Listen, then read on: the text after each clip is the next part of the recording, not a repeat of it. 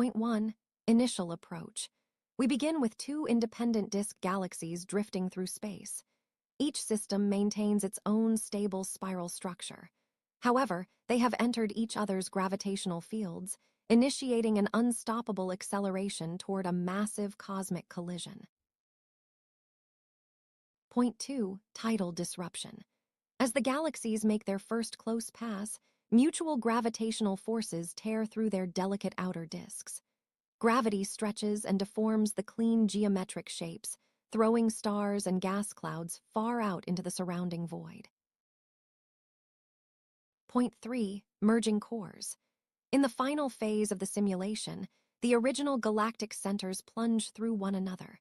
The systems lose all memory of their original spiral forms, eventually blending together to create a single, massive elliptical galaxy.